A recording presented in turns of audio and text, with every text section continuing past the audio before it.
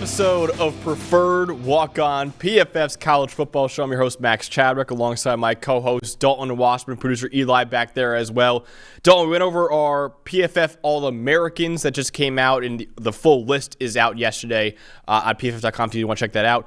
Now we're going over our awards. Obviously, December is basically all about trophies in college football. You got conference championships, you got bowl games, you got the, obviously, national championship. And at the individual level, there are so many awards to give out in college football. In fact, there are like 23 of them that we're going to give out today, basically position by position, some other unique awards too. I'm really excited for this, man. One of the things I love about college football compared to other sports is that there are so many awards to hand out at the end of the year. So I'm really excited to go over who we all think would get the 23 college football awards that we're handing out today. Yeah, and I honestly, I look at this group of names that we have for these awards, and I'm not sure I remember a season with so much talent. This is just a loaded class of names, and so many names in consideration for them that had to be left out. Obviously, you can only pick one for each, but this is about as talented a group as I can remember during award season at every position. There is no let up anywhere here. I don't know about you, Max, but this is loaded as an award class, an All-America class, and what's going to be an insane draft class, especially through the top 25 or 30, as I can remember. It absolutely will. So just to remind you guys, this is basically voted on by 17 of PFF's top college football analysts, data collectors, top college football minds, basically in Pro Football Focus, voted on this. So we're going over every single award. And the article is actually already out at PFF.com. So we're only going over the winners of each award, but there are about 3 to even 5 finalists for every award that we put as well. So if you want to check out who just missed and who we would have had as the finalists, check it out as well. These are who we would have as the winners and who we would have as the finalists, because some of them have already been given out, and obviously all the finalists have been named already. So it's not exactly the same as what the actual award is doing. But this is what we would do if we, PFF, would be handing out every single award. So first one we're giving out is obviously the biggest one, the Heisman Trophy. It's maybe the most prestigious individual honor in sports. I mean, there's a lot of other ones you could go with. Ballon d'Or, I know in soccer is a huge one. But I think the Heisman Trophy, Dalton, is up there for sure, as well as the Maxwell Award, which are both given out to the best player in college football. This guy wins that award and the Davey O'Brien Award, given to the best quarterback in college football. It is Jayden Daniels, the quarterback from LSU. Led all quarterbacks in the nation with a 94.7 grade. That was 4th all-time in PFF's college system since we started in 2014, only behind Mac Jones, Zach Wilson, and Joe Burrow, and right in front of is Kyler Murray as well. So Jayden Daniels was the best runner at the quarterback position in college football. He had the second best passing grade at the quarterback position in college football. He was absolutely stellar this year, Dalton, and honestly, I think it's a pretty clear choice for the Heisman Trophy, even though LSU went 9-3 this year. I think it's an easy choice, and you mentioned the 9-3 again. His defense gave up 142 points in those 3 games. Yep. Daniels had a Lamar Jackson type of year, and he deserves Lamar Jackson type recognition. And I think a big thing for me at the end of the day, when I think the final 2 everybody was looking at were him and Bo Nix, and Daniels' passing numbers were roughly equal to Bo Nix on 100 less attempts and a whole lot less screen passes. And then he added in officially over 1,100 yards rushing. And in our system, when you take out the sack yardage, which I don't know why the NCAA still does it like that, it's 1,250. So he's got more, I believe it's more than a 700-yard total yardage advantage, 50 touchdowns compared to, I believe it was 46 total for Nix, on a lot less opportunity and a much less, I don't want to say less friendly quarterback system, but Daniels had to make vertical throws that Nix did not have to make nearly as often, nearly doubled him in big-time throws. I think when you really dig in on the two-way impact and just the type of year he had, and you mentioned the 4th best grade in PFF history, this really gets to be an easy call towards Daniels. Yeah, absolutely. So you want to go over to our next award, which is the Defensive Player of the Year, basically, in college football. Absolutely, and to anybody who's been paying attention to us all season, shouldn't be a surprise. the Bednarik Award, the Nagurski Award, the Lombardi Award, the Hendricks Award, Best Defender, Best Lineman, Best Defensive End in the country, UCLA's Laiatu Latu, a 95.3 overall grade that led all players in the country and is the second best in PFF history among edge defenders, behind a 96 from Chase Young in his final year in 2019 in Ohio State. Just an incredible season. Interceptions, forced fumbles, 14 sacks, just everything. This guy was unstoppable. He was great last year at a 90-plus grade last year and hit another gear. He's going to go top 10 in the draft. I believe Trevor Sycamore, you said the other day, has him going fifth right now to the Bears. Just an unreal year and an unreal year for the UCLA defense. Really a shame that they couldn't get their offense together to match that, because their defense, that was a championship level defense between Latu and the Murphy brothers and everything else they had going on. But that defensive line was maybe the best unit in college football, and it starts with Laiatu Latu. It absolutely does, man. He was incredible. And again, just looking back at what his story was, it makes it even more incredible, where he went to Washington originally. Can you imagine if he was on that Washington defense with Braylon Trice right now, man? Oh my God. That'd be incredible. That would just be nuts. Maybe one of the best. And by the way, Braylon Trice was our first team All-American edge alongside Laiatu Latu. So they could have had both first-team All-American edges on the same team, with Edefwan Ulofoshio, who we'll get into in a later award, star linebacker for them as well. Really good secondary. That Washington defense would have been nasty. Alongside that offense, I mean, they might be the favorite for the national championship right now if they had Laiatu Latu. I think he makes that big of an impact. But he was at Washington. He had a neck injury. They forced him to medically retire with that neck injury. So he missed the 2020 season and the 2021 season, transferred to UCLA, was unbelievable. It reminds me a lot, Dalton, of Jalen Phillips. Remember Jalen Phillips originally it's kind of the opposite, where he went to UCLA originally, had the injury, medically retired. Then he went over to Miami, blew up in Miami, top 20 pick, and now he's killing it in the NFL. Of course, he just suffered that season-ending injury, which is very unfortunate, but still doing a great job in the Miami Dolphins. Latu's a lot like that, too, where it's like he goes from Washington to UCLA, medically retired, but comes back, has an unbelievable year, and is going to be a first-round pick just like Jalen Phillips, and probably going to pick higher than Jalen Phillips, honestly, and hopefully can stay healthy in the NFL as well, because he has been unbelievable. So very deserved award for Laiatu Latu, who was amazing this year. The next one we're going over is the Doak Walker Award, which is given out to the best running back in college football, and we're going with Ollie Gordon from Oklahoma State. Led the nation with 1,614 rushing yards this year. And it makes it even more impressive, Dalton. First of all, you look at that right there. Oklahoma State's offensive line had a 55.4 run blocking grade, which was 98th in the country. Well below average run blocking unit at Oklahoma State. And you saw in the Texas game, they kind of really held Ollie Gordon in check there. Not his fault at all. I mean, he just had no holes to run through. But he still led the nation in rushing yards. Not only is that impressive with a bad run blocking offensive line blocking for him, he also only had 19 total carries in the first 3 games. Meaning, basically in the last 10 games that he played this year, he had 1,600 yards. So he was averaging like 160 yards per game, basically, in the last 10 games of the season, which is absolutely absurd. So Ollie Gordon, listen, it was a great year for running backs, but Ollie Gordon, I think, stands out among them all as to how ridiculous he's been with only 20 carries in the first 3 games and with a bad run-blocking offensive line as well.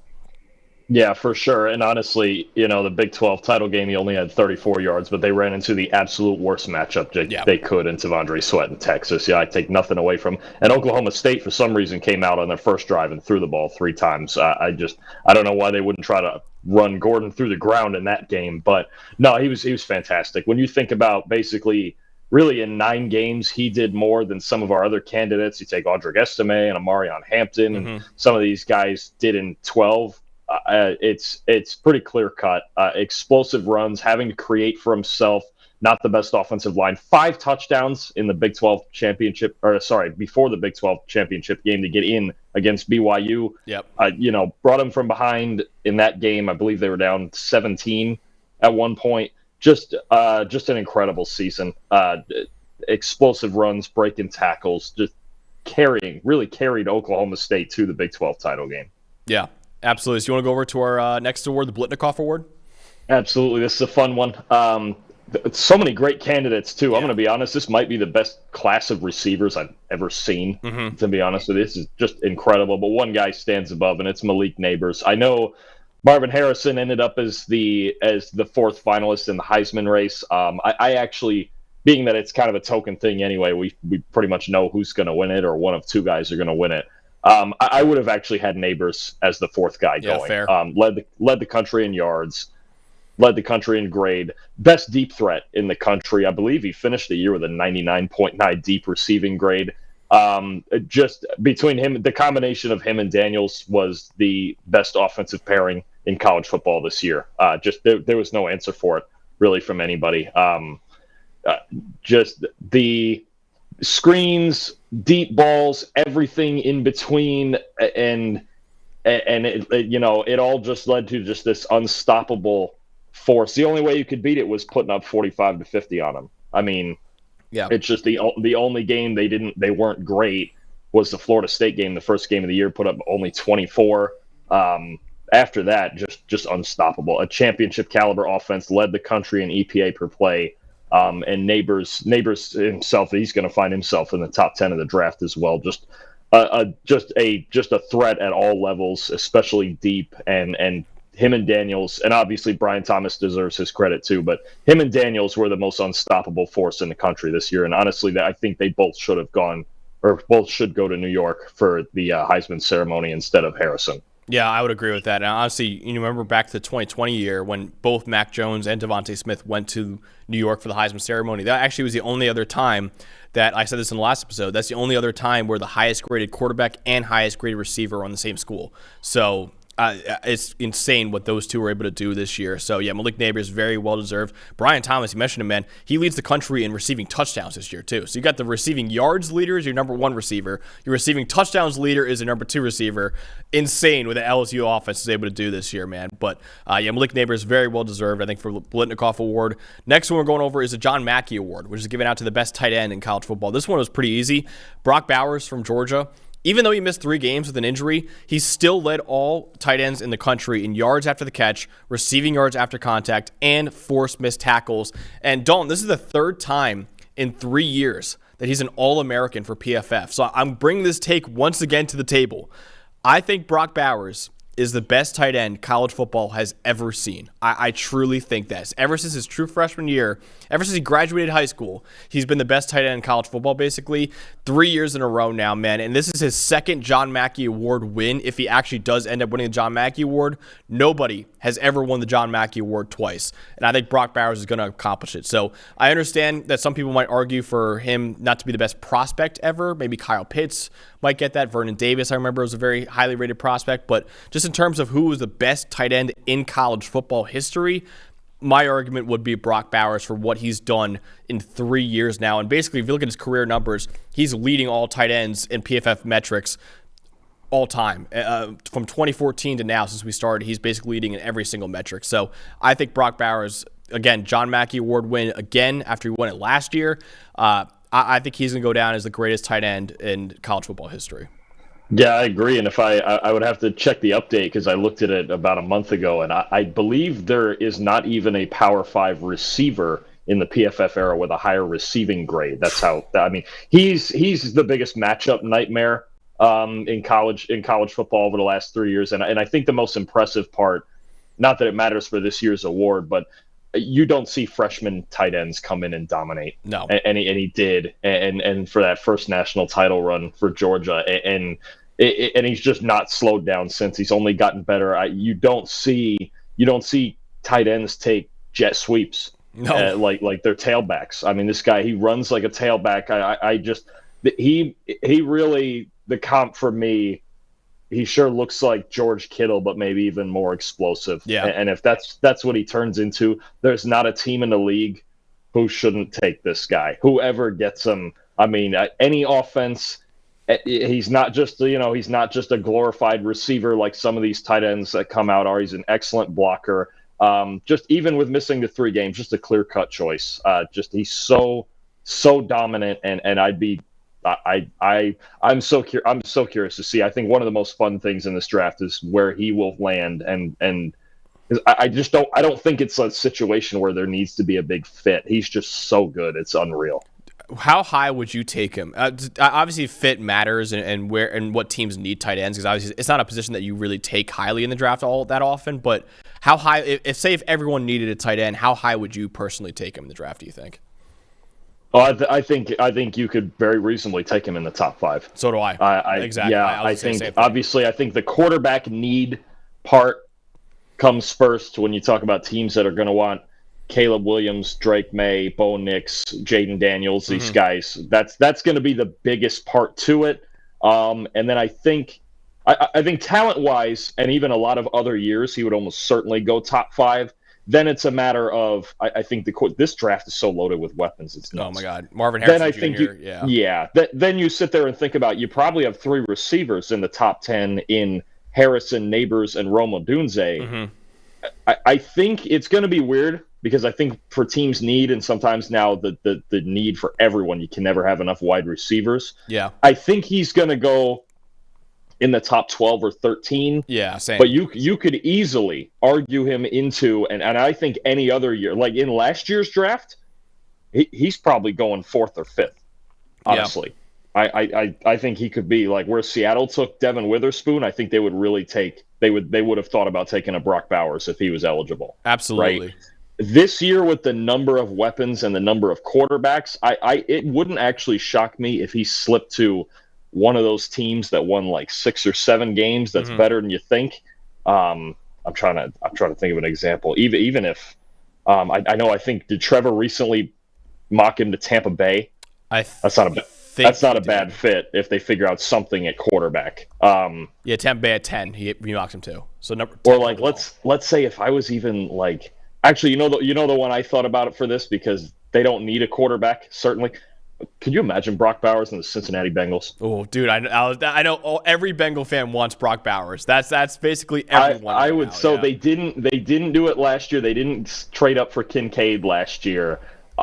That's actually to me the perfect team.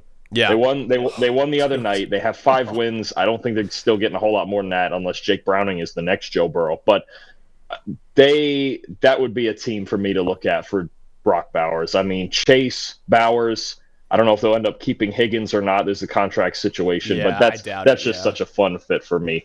Yeah, dude. I know producer Eli's a huge Bengals fan. I'm sure he would be over the moon with Brock Bowers, and he should be, honestly, because that would be, oh my God, that'd be a slam dunk pick. So another guy, Dalton, that should be going in probably the top 5 to 10 of the draft is our Outland Trophy winner. So who is it? Joe Alt from Notre Dame. If you heard us the other day, he's one of the best tackles in PFF history. There's really, you throw on the tape, there's no flaws with this guy. He's only given up 13 pressures over the last 2 seasons. Dominant run blocker at Notre Dame as well, and I think that's the separator here. Olu Fashanu from Penn State is just as good a pass protector, but Joe Alt he has it all. He has it all. And honestly, another guy.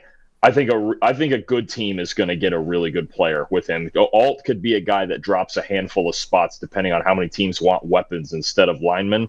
I know he's been mocked to the New York Jets a ton lately, and that makes a ton of sense. Don't worry, Jet fans. But there's just no flaws with him. Best tackle in the country, best offensive lineman in the country. And, pretty much every other, I went over this the other day, every other tackle who has his career grading profile, Ryan Ramczyk and Penei Sewell and Joe Thuney, these are big-time players on the offensive line, and he's going to be one of them. I think he's the safest pick in the entire draft. I really do. Sometimes with receivers, you got to get the fit and the quarterback in the situation. Obviously, the quarterback, some of them going to go, Caleb Williams is not going to go to a great team no matter where it is, right? This is the safest pick in the draft. Yeah.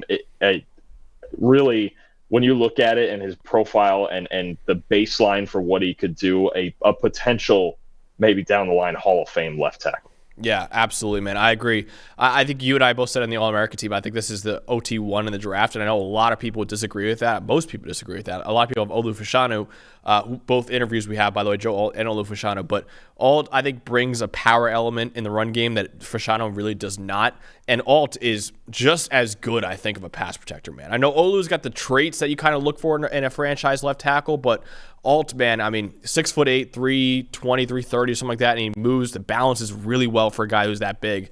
I love Joel. We'll get into some draft takes. Notre Dame offensive linemen always play up, man. They always do. Zach Martin, Mike McGlinchey. I mean, there's Quentin just Nelson, too many guys. Yeah.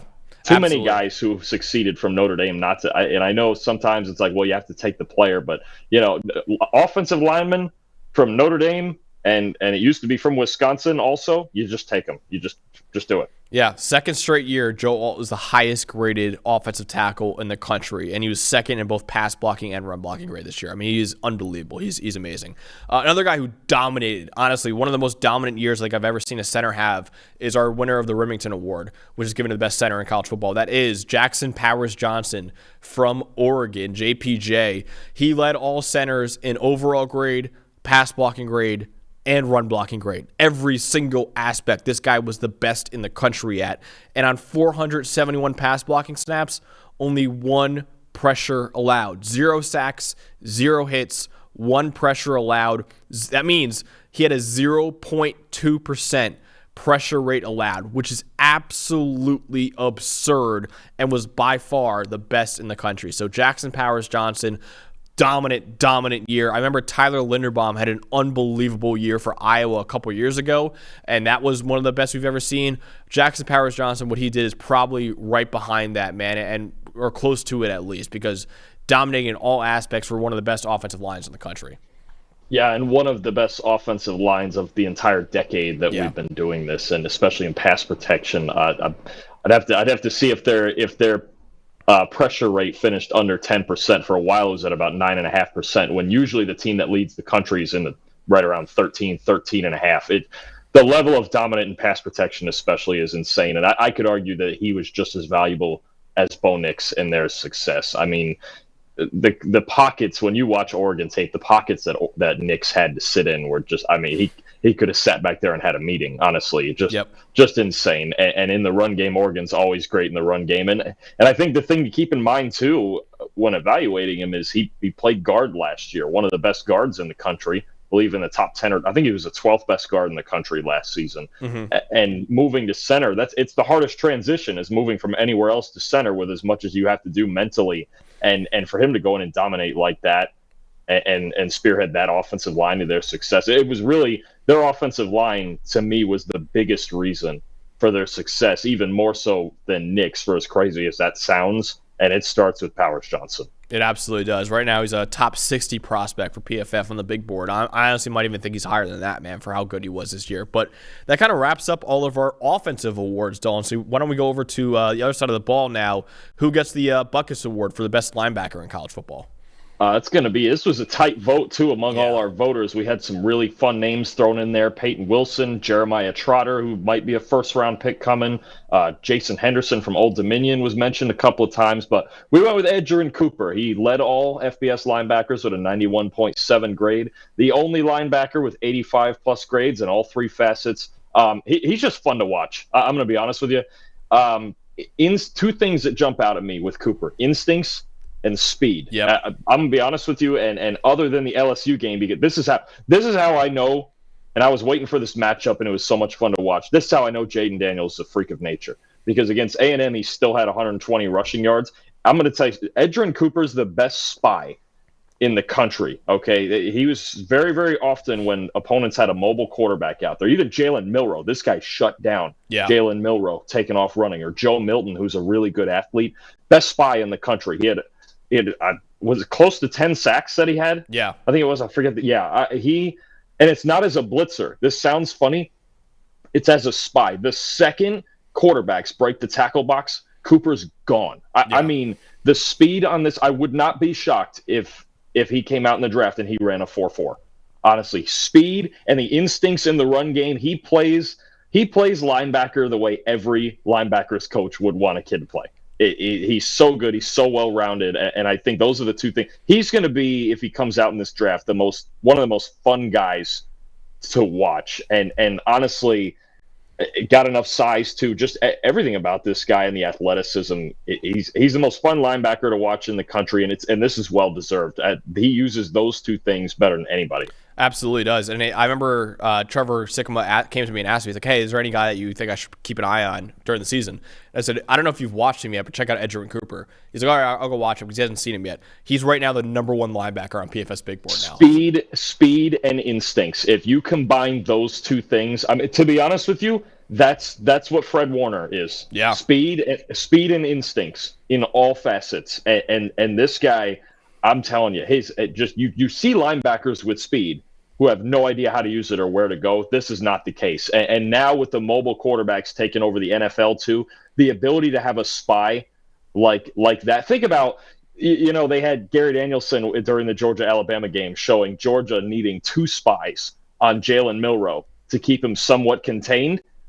No, A&M had Edgerrin Cooper. They didn't need a second one. Yeah. And Milroe, I think that was Milroe's lowest rushing grade of the season. I'm telling you, this guy, it sounds funny, even as a spy on the quarterback, is the most fun linebacker to watch in the country. He absolutely is. And it's amazing the jump he made this year, where I think the instincts, like you said, took a huge – he's only the athleticism. Yeah, it was always there.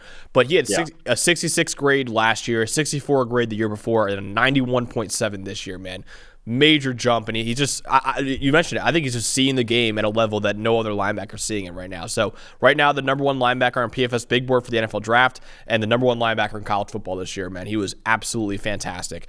Next up is the Jim Thorpe Award, which is given to the best defensive back in college football. So not just cornerback, not just safety, best defensive back overall, which made it a tough award to hand out, honestly, when you're combining those positions.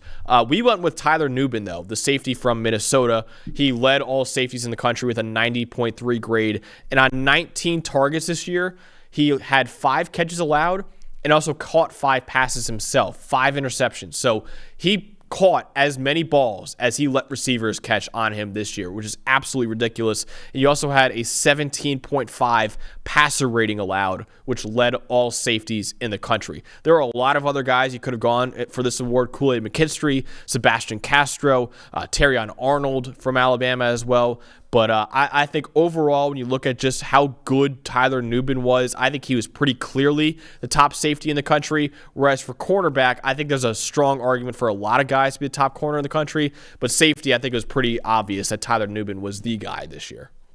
Yeah, the easiest argument, definitely an easy argument than the corners. And Nubin, I think, again, had the hardest situation to succeed in, considering Minnesota's offense, right? Alabama's secondary has the luxury of, if they give up 21-24 on a given day, they can still win. Or Iowa's secondary obviously has a lot of work to do, considering their offense. But no, Nubin's been a stud 2 years in a row with this. And you mentioned 5 interceptions. Sometimes here and there, the traditional stats do matter. And when you look at him versus McKinstry, who didn't have any. Now, McKinstry, we went over Monday, is lights out. Mm-hmm. Lights out on lights out. But 5 interceptions and to only allow 5 catches when you're playing, even – I believe they played Michigan. You still have to play a Big Ten slate.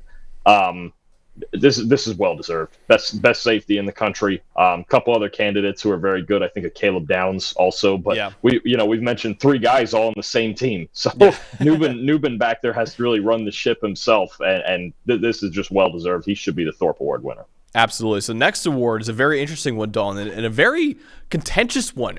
We kind of thought this guy that did end up winning it would run away with it, but there were a couple other candidates that really made a run at it. So this next one is the Paul Hornung Award, which is given to the most versatile player in college football. So who ended up winning it for us?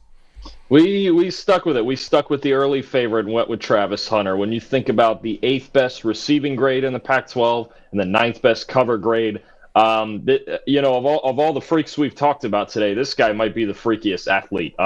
It makes you wonder how good he would be at either if he just went with one. But you talk about, they leave him on islands, and Colorado's defense at the end of the day was not a good unit, but they leave him on islands and he succeeds more often than not. Spectacular interception. On the offensive side, they used him in the slot a ton, and I think mentally the slot is actually more challenging than playing the outside, and the dynamic things that he can do. I think you could still argue that he's actually the best athlete in college football, and to play the amount of snaps that he does at those positions, it's not like something like, Patrick Ricard, right, for the Ravens used to go both ways and play fullback and like maybe 8 to 10 snaps at defensive tackle.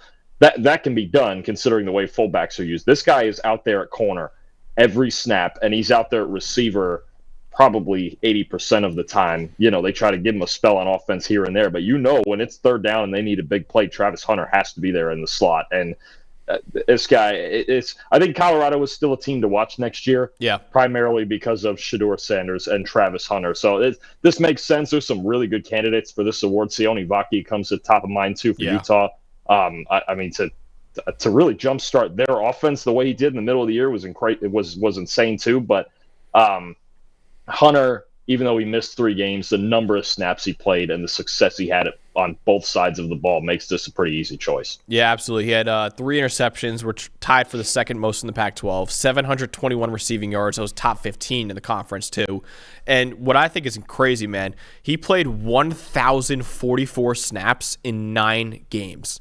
9 games, 1,000. So just for reference, when we look at when we put the snap minimum for players for the grades is 300 for a season. 300 is the minimum for a season because 25 snaps a game is usually what a starter or a guy who plays enough to warrant being ranked that's kind of the minimum. So we put 25 snaps a game, 300 snaps for a season. He played over 3 times that, despite missing 3 games with an injury. So he averaged 116 snaps a game, and like I said, the average for a starter-ish is about 25. So almost 5 times that he played, man. So he was on the field for a lot for Colorado. So yeah, absolutely deserved. Travis Hunter, Paul Hornung Award. Jelani Stafford, I want to shout out too. One of our data collectors, I think, shouted him out. I was like, oh yeah, he's a guy that should be a finalist too. But great D tackle for UConn. Also had 6 rushing touchdowns too for UConn as well. So really interesting, really great Paul Hornung Award list that we had this year. So next one is the Lou Groza Award now, which is given to the best kicker in college football, and that is Joshua Carty from Stanford, who had a 95 grade this year that led all kickers in the country by 3 points, and he was 11 for 14 from kicks of 40-plus yards. That 11 field goals from 40-plus yards were the most in the country. Also, he made all 21 of his extra point attempts this year. Now, of course, some people might look at that and be like, oh, that's not that impressive. Well, a lot of other kickers in college, you're not as reliable. A lot of them do miss at least 1 or 2 extra points, even the best ones. And Joshua Carty still made all 21 of his extra point attempts. So Joshua Carty is our pick for the Lou Groza Award, which is given to the best placed kicker in college football. Yeah, and we went over it the other day. He's actually the best kicker in PFF history, passing up Daniel Carlson. This year, that 95 field goal grade was second behind Carlson in 2016 when he was at Auburn. He's going to be in the NFL for a long time. He's just consistent. Also, third in kickoff grade, Max. I mean, he's just all around. He's got everything you could want. We're going to hear his name for the next 15 years. Absolutely. So next one, Dalton, is the Ray Guy Award now for the best punter in the country. So who ends up winning this one? We actually went with James Burnip from Alabama. Led all punters in grade and led all punters in hang time. He it's funny. Our voters we got a lot of votes in for Tory Taylor from Iowa for the sheer amount that he had to punt. But that's not always, it doesn't mean you're the best punter. Now, Tory Taylor's one of the best punters, but Burnip was just excellent. 11th in net yardage, first in hang time. Obviously Will Reichard gets all the flowers as the all-time leading scorer in NCAA, actually, in college football history. I don't know if it's FBS or NCAA all the way around, but the all-time leading scorer. But Burnip, I mean, his value, even at times, especially earlier in the year when Alabama was struggling offensively, anytime you have an elite punter, it really helps out. You wonder in part why Alabama is so hard to score on. Yeah, it's their defense and the best secondary in the country, but field position matters too, and this guy creates it. He did an excellent job this year. Yeah, absolutely did. So the next one we're going over is the Johnny the Jet Rogers Award, which is the best return specialist in college football. We went with Zachariah Branch from USC, another guy who missed some games with injury, but he was the only player in the country, Dalton, with a kickoff return touchdown and a punt return touchdown this year. This guy is the definition of electric, man. I mean, there have been comps from Percy Harvin to Jalen Waddle. I remember you said you saw some Tyreek Hill in him as well. I mean, this guy is electric, only a true freshman for USC as well. So we'll see who their next quarterback is, because there have been rumors of them going out in the transfer portal. I know Will Howard took a visit there, but whoever it is will end up having a really, really fun playmaker in the next 2 years in Zachariah Branch, man. And what he did as a true freshman, even with missing time as a return specialist and as a wide receiver, was electric, man. It showed why he was a top 5 recruit coming out of high school last year. Yeah, just wait till they get him into a full-time receiver role next year, Max. This might be the most fun guy to watch in college football. I think his feet. I think he's got Tyreek Hill level ability with his speed. There was too many times where his returns turned games around for USC, and even in games they lost, gave him a chance. I remember one against Notre Dame, especially. I think he brought inside the 10. He's electric. It wouldn't shock me at all if he was just the most electric playmaker in college football next year. This guy can line up anywhere. Return, receiver, slot, out wide, just dynamic. If you put him in the backfield, he might be the best running back in the country. His feet, I'm telling you right now, his feet, when he just moves up this depth chart, they're so loaded this year at receiver that he was really like the 5th guy. Wait till he's really the feature act in this offense and watch what happens. He's one of the most talented players in the country, and I wouldn't be shocked soon if we're talking about him like we talk about these other receivers. Absolutely. So he was a true freshman. He had a great year as a true freshman, but he was not our pick for the Sean Alexander Freshman of the Year award, Dawn. So who was the best freshman in college football this year? Best secondary in college football, safety position, Caleb Downs, 13 coverage stops, first team All-American safety. I would say the second best safety in the country behind Tyler Nubin, which is incredible considering the pressure that comes with playing in an Alabama secondary that's always elite, stepping in for Brian Branch and Jordan Battle, who graduated to the NFL. Just unbelievable work. I believe led Alabama's defense in snaps played. To go back there and be the leader of that defense and with such big names around him too, McKinstry and Arnold. I can't even explain how consistent this guy was as a true freshman in that defense. A lot of times, having to play single high back there by himself. Just an incredible year, and I think next year goes in as the favorite to win the Thorpe Award, honestly. And he just does it all. Coverage, run D, he's just where he needs to be all the time. There right now, unless we find one in these playoffs, there is not a flaw in Caleb Downs' game. He walks into next year as the easy favorite, as the best safety in the country, and possibly for the Thorpe Award. Alabama's secondary is going to be just as good next year with this guy in the back end. Dude, it absolutely is. And I want to shout out, we're going to rank our top 10 at every position during the offseason heading into next year. The safety position, what they had in true freshmen this year was ridiculous. You got Caleb Downs, Dylan Thieneman from Purdue, who was one of the best safeties in college football as well, and then Khalil Barnes from Clemson. All 3 of those guys were among, I think, the top 11 highest graded safeties in the nation this year. All of them true freshmen, too. Insane what the true freshman class at safety. You can see it at PFF.com. The 3 finalists for this award were all safeties. It was insane what we had at the safety position this year in true freshmen. So I think Dylan Thieneman, Khalil Barnes, they might be, and Caleb Downs, they all might be top 5, top 6 safeties in college football in our list that we're going out for next year. All 3 of them were unbelievable. So next one is pretty near and dear to this show, Dong, because we're called Preferred Walk-On. This is the Burlsworth Trophy, which is given to the best player who started his career as a walk-on, and very close between this guy and another guy that I know you love, but we ended up going with Edifwan Ulofoshio, who was the Washington linebacker. He was an honorable mention All-American in 2020. Then over the next 2 seasons, he missed 14 of 25 games with an injury. Finally gets healthy this year. 91 coverage grade, second among all linebackers in the country. And we have a stat called wins above average metric, which basically measures how valuable a player is. And he was the 3rd most valuable linebacker in the nation, according to that metric, right behind Edgerrin Cooper, right behind Peyton Wilson, who are our first-team All-American linebackers. So Edefon Ulufosio was fantastic this year. Again, Cody Schrader from Missouri had a really good case, and he could have won it. And I think he actually ended up winning it. They already awarded it, and Cody Schrader did win it. But we personally would have gone with Edefon Ulufosio, who I believe was a second-team All-American for PFF. And Drake Stoops from Oklahoma, another former walk-on. He had a great year for Oklahoma as well, so we want to shout him out. But Ulufosio, ultimately, Dalton, was the guy that we all ended up going with. Yeah, no, and it was tight, and honestly, I love Schrader. I don't mind him winning the award either. I believe it was almost 1,500 yards, and giving that Missouri offense that balance, just an elite offense, and he was really at times the engine of it. But Ulufosio, man, I mean, just the balance. 3 sacks as a blitzer as well. Big time coverage grade. It allowed only 18 catches for 140 yards all season, and for a linebacker, that's tough because there's so often you could just have just one game where your linebacker gets isolated, somebody finds a matchup, and you got to think about, they're playing USC, they played Oregon twice, they're playing these high-flying offenses in the Pac-12, and he just lights out. This is what you look for in a modern linebacker is balance, and to be as good in coverage as he is.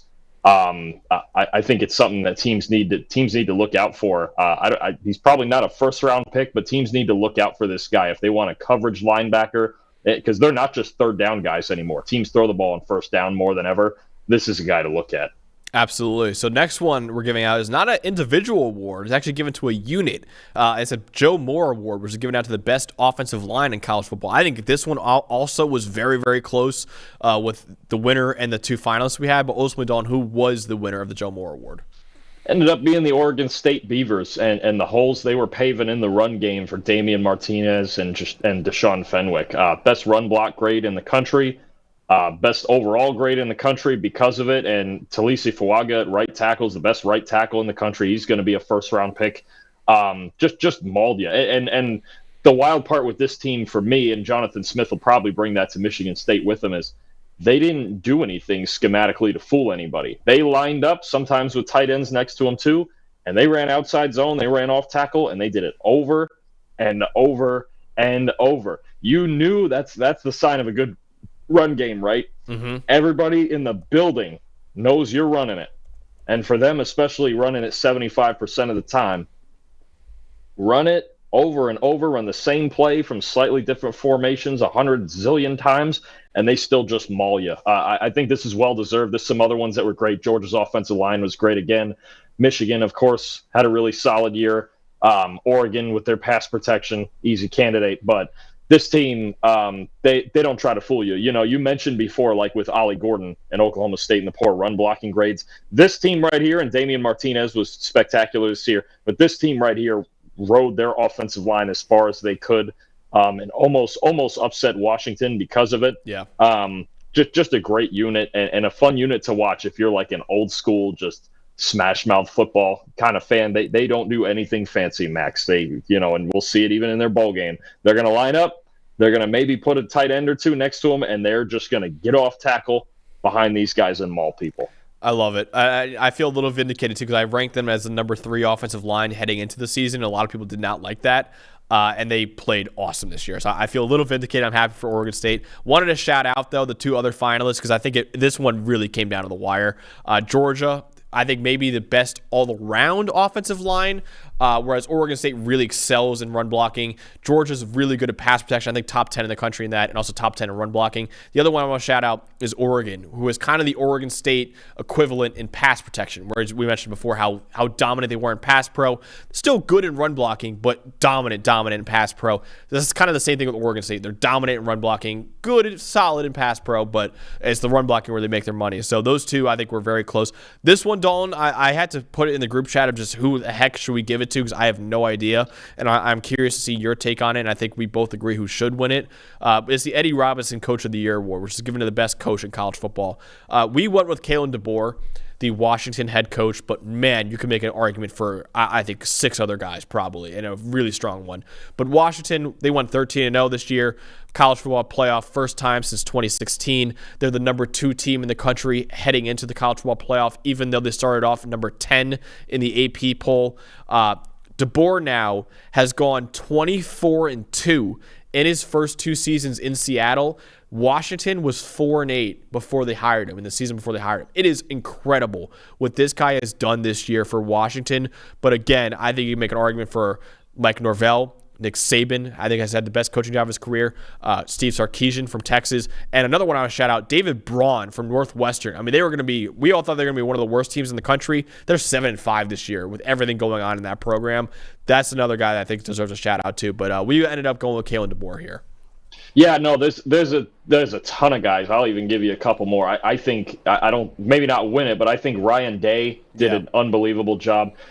Our guy Eli Drinkwitz, what a job he did at Missouri. And I think in the same token, I believe, was it last year did Jim Mora win it last year with UConn? He might have. I got to look back at the winner, but he might have. Because turning UConn, I believe, into a bowl team in that same breath as Braun at Northwestern. Yeah. Another one I that I throw at, because I watched them a lot this year. Keep an eye on, and especially in the future, keep an eye on Alex Golesh at South Florida. Took basically the worst team in the country, and everyone transferred out. Several of them to schools like Colorado or a former USF quarterback that started at James Madison and nearly went on to. At South Florida, Alex Golesh, what he did, and now he's going to play a bowl game against your Syracuse Orange in Boca. I'm nervous down there at FAU Stadium. That's another guy to look at, and I think a Group of 5 sleeper next year. The turnaround down there too was spectacular at South Florida. But no, DeBoer makes a ton of sense to me. I think this seemed to be amongst the group the most unanimous one. Just what he's done. Brought in Penix from Indiana, and it's not a 2-year award, obviously, but they did go undefeated. And to be honest, there are some metrics where you could argue that Washington should be number 1 ahead of Michigan. Yeah, definitely. And I think the big one for me when I think about this is the number of times everybody during the season wanted to complain about, they play in too many close games and they're not dominating wire to wire like Oregon and the eye test. And I go, there is something to getting, especially college kids, in tight situations, in close games, both games against Oregon, the Washington State game, the Oregon State game on the road when they were underdogs in the pouring rain, and constantly finding ways to make one more play than the other team. I think there's some signature moments, man. And I think about, too, I love DeBoer's willingness to live and die with his best players, and that's especially Penix and Odunze. When I think about 2 moments for me, the Oregon State game, when they were salting the clock away, and I believe they had a 3rd and 1 or 4th and 1. Basically, that would have been either we're going to give Oregon State the ball or we need a first down to win the game. And instead of just running it right down the pipe, he threw a back shoulder fade to Odunze. That was just a perfect ball, one of the best balls I've seen thrown all year. And then Washington State, that game when the game was tied, 4th and 1 from somewhere around his own 35. And he runs the end around to Odunze. He gives Penix the option of, line up in this formation, and here's 3 different options. You go with it. And he trusts Penix to make that call. And if it didn't work, certainly would have lost the game, because Washington State needed only about probably 10 yards to hit a surefire field goal. I think his awareness in tight situations, his calmness in tight situations, and the ability to just allow his best players to win the football games instead of trying to just be, traditionally this is how it's done or whatever, I think is his best attribute, and I think it's what could get him all the way to a national title. Yeah. So just to answer your question, it was Sonny Dykes last year at TCU. I think that's that makes sense. I know Jim Mora, I think, was in consideration for what he did at UConn. I know he was up there, but that makes Sonny Dykes well-deserved last year. Going from 5-7 before he was hired to the national championship game is insane. So I think that's completely deserved. There's like 12 finalists almost every year for this award. So, there are so many guys that deserve. Jerry Kill from New Mexico State. I mean, man, that program was a dumpster. I mean, that was he did a great job there as well. Jamie Chadwell, Liberty, I think deserves a lot of love too. I mean, there's a lot of guys, but it was close, man. I really think you can make an argument. I mean, with Mike Norvell, with what they've done to get to 13-0 with all the chaos going on with that team. Nick Saban, I think, with 2 new coordinators, a new quarterback, it looked bad with the USF game losing to Texas. Now it's Alabama again. It's just Alabama again. I think that I argued before this might be the best job we've ever seen Nick Saban do in his career. It's incredible what he's done. Steve Sarkisian, Texas making the playoff. Everyone makes the jokes Texas is back. Those kind of jokes, they actually are back now. And then David, like I mentioned, David Braun. I think in terms of just most improvement, I think it's easily David Braun in terms of what he did with that Northwestern program. So very well-deserved promotion. He's now the permanent head coach after serving as the interim head coach. So, yeah, that is definitely one. But finally, Dalton, the last one we're doing is the actually, no, not the last one we're doing. We got one more after this. We got the Frank Broyles Award, which is the best assistant coach in the country. Phil Parker from Iowa actually ended up winning the award yesterday. Very well deserved. Love Phil Parker. I think he's the best DC in the country. But we went with someone different in the Big Ten for the best assistant coach in the country. Yeah, Sharon Moore, their Michigan's offensive coordinator. When you think about what he had to do stepping in for pretty much half the season as their interim head coach and still getting it done. Now, I know outside of the Ohio State game and the Penn State game, some softer competition, but to win those two games, stepping in, especially the first game with Penn State, and really seeing that running the ball just about every play, that's still his offense he's calling, was going to get them over the finish line in that game. Just, again, finding ways to win in these tight games. It's the hardest thing to do sometimes as a head coach, and for him to step in and do that in the two biggest games of the year, on top of Michigan's general success on offense, right? J.J. McCarthy for a while we had in the Heisman race. Blake Corum had 20 rushing touchdowns. They had to replace some veterans on their offensive line, especially at center. They pieced it together, man, despite everything obviously going on around them, and to step in, that's a hard thing to do. And I know even Jim Harbaugh was still there during the week for practices, but game day is everything. Game day is everything, especially when you have the two biggest games of the season under your watch, and having to make tight, have to call the offense in games like that when I don't believe he's ever been a head coach before. And to make decisions, fourth down decisions and things. I know especially in the Ohio State game, there was a couple of fourth downs that were tweeners for sure. And he chose, let's get the ball to Blake Corum, or let's roll McCarthy out, sprint out and throw the ball. It's really, really tough to come in.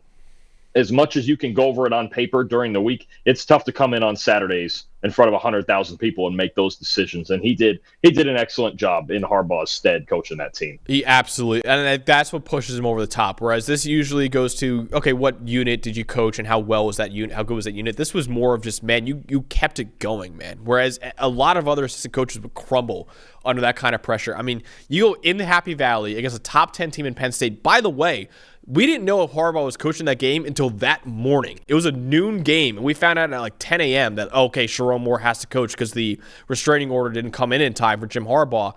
That's a tough spot to be in, and yet he still won that game. And then, of course, the Ohio State game. That's the biggest game of the season for not only Michigan, for college football. Number 2 versus number 3, and you win that game as well. So that is insane that Sharon Moore was able to do that.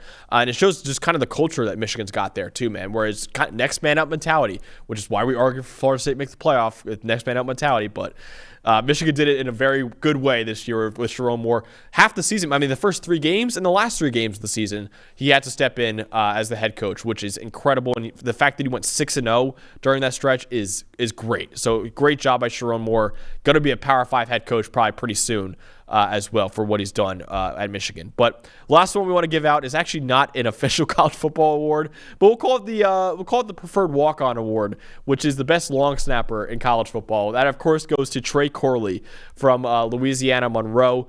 83.8 grade, first in the country among all long snappers. 0 bad snaps on 36 field goals / extra point attempts this year.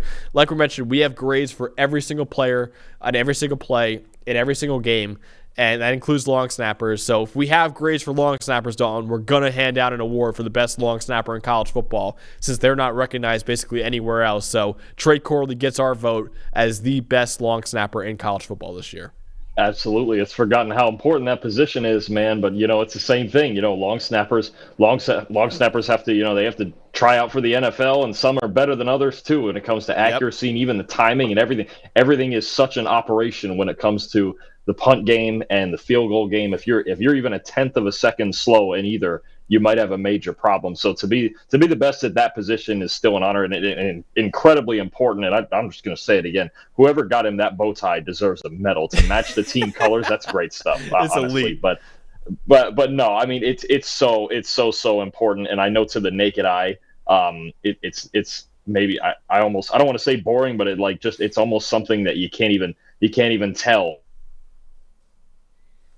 unless you're around it every day, or you're watching tape all the time, or so often, like if you see a team that let's say they lead the country in block punts, that's not about the punter. It's sometimes it's about protection, and very often it's about the long snapper and not getting it back there fast. A tenth of a second can make the difference on any of this. And then when you talk about field goals, I think about, say, Kansas State against Texas, right?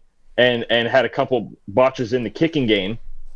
It's that big a margin, that much. And your long snap, it's so important, and it's probably something long snap and special teams, everything in the third phase. We get the Groza and the Guy Awards, the fancy stuff, but the entire operation is what coaches always talk about when it comes to that. Yeah, maybe we should get a holder award. I gotta find the holding metrics too. Maybe we'll do a holding award next year or something like that too. So we get that. That would be really fun as well. But Trey Corley, our long snapper. Honestly, Don, whenever I have a kid, might just train him. A lot of people train them to be quarterbacks.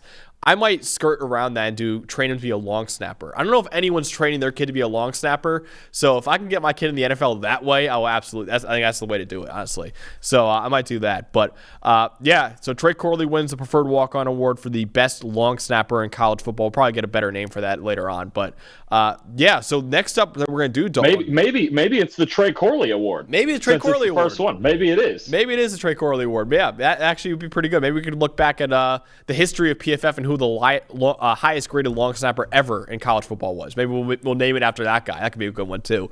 But last thing we're gonna do, Dalton, before we go, is there is one game this weekend. This is the one weekend before bowl games start. And before it gets really hectic. But there is one game, and of course it's one of the best traditions in college football. There's only one game on this Saturday, and it is Army versus Navy, the troops versus the troops, Dalton. And it should be a really awesome, fun game. I've always wanted to go to an Army-Navy game, haven't gone to one yet, but it's one of the best traditions in college football. So we thought we'd give you kind of a quick preview of one of the best rivalries in college football. Yeah, I'm curious to see. I don't know. I don't think this is actually, I think it is the first year because it's been in Philadelphia forever, and this year it's being played at Foxborough. Yeah. I'm curious to see if the weather plays any factor up there because that's not the most fun place to play this time of year. No, this is. I think the thing that struck me looking at these two teams is how they're basically identical, Max. Yeah. I think there's been a long time, at least since we've been around, is that one or the other has kind of clearly been better, even though you still get a good game because of the rivalry. I know for a long time, Navy was the better team. A long time. And then it kind of flipped back towards Army's direction in the last few years. But this year, both 5 and 6, both just about identical metrics across the board. Navy's had some issues this year. They've had to play 4 different quarterbacks, including now a freshman in Braxton Woodson. So they're trying to piece together the quarterback position. Had a lot of injuries. This is about an even a matchup as in Army Navy, and they're always even matchups because of the style and familiarity and the rivalry. You throw records and all the stats out the window, and you just get the game you get. I don't think it's the way it used to be. I remember growing up. I think it was Navy won. Was it 15 years in a row? Somewhere like in there. Yeah. It was a lot. It's not like that anymore. But these two teams, you look at all the numbers and everything, they're identical. And to me, pinpointing a couple of things, I would say I'm curious to see which Navy defense shows up. So in their 5 wins, they've only allowed 30 points total and have a 91.3 defensive grade. And in their 6 losses, they allow 37 points a game with a grade around 62. So I think it's that, because especially with them playing with their freshman 4th-string quarterback, Army's defense is a little more consistent. They've only allowed 30 points once, and that was at LSU when they gave up 62. If you take out the LSU game, Army's got somewhere around the top 35-ish defense in the country. Played Syracuse pretty tough. I believe they were up on them early. Beat UTSA, a really good team. Coming off 3 straight wins, beat Coastal Carolina 2 weeks ago. I think I like Army. I think they're a little more consistent. Bryson Daly at quarterback has been a constant all year. I believe he's been the only quarterback that's started this year for them, as opposed to Navy on their 4th stringer. And really, it depends. I think this game is obviously it's a better matchup for Navy because their biggest problems were in the secondary, and Army's still not going to obviously throw the ball a ton with the way these two play. but I like Army's defense a little bit better in this game, and I would take Army 20-17. Ooh, a little more high scoring than I have it. I got Army winning this one 17-13. I'm going to have Army winning. But, yeah, it ultimately comes down to who runs the ball better. I mean, you look at the top three teams in terms of how often they run the ball. They're all three service academies. Air Force is number one, right around 85%. Army is number two at 76%. Navy is number three at 73%. So these are two teams, obviously triple option offenses, run ball a lot. Who runs the ball better, who defends the run better, that's going to be the ultimate deciding factor in this game. And I think Army kind of has the advantage in both aspects. Army has the 50th best tackling grade this year, while as Navy, I think is like right around 116th in the country. So I think Army is a little more well-equipped in this game. Weather could play a big factor as well. It's going to be a low-scoring game. The over-under right now for this game is 27.5 points. Which is right around the Iowa kind of over-unders that you get a lot.